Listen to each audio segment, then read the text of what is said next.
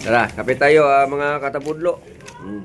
Habang habang hinihintay natin yung si Tikyo. Natating ba si Tikyo?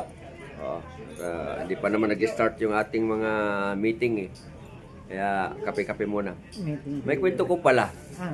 Yung tanda mo ba yung nakwento ko sa iyo nung paggagawaan ko ng titulo?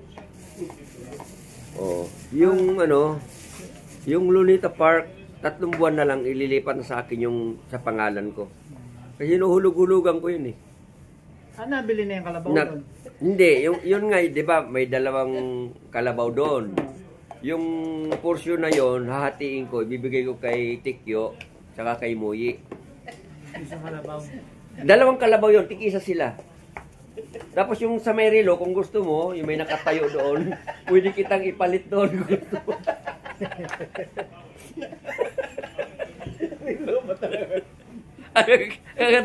Katuwaan lang yan ha. Ano gusto mo? Ito. Baka sabihin nyo na para ko sira kausap ako yan. Ayun mo yun. Umala pa nga po.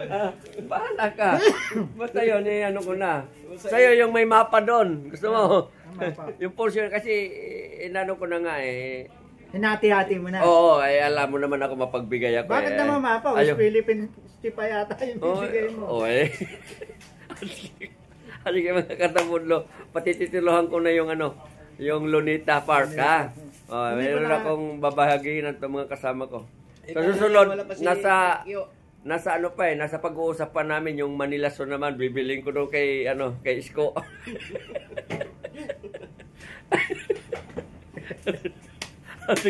Sige, bye-bye muna. Wala si Tikyo, kaya ako lang muna nagkaroon dito. Okay, bye-bye. Katuwaan lang po ito ha.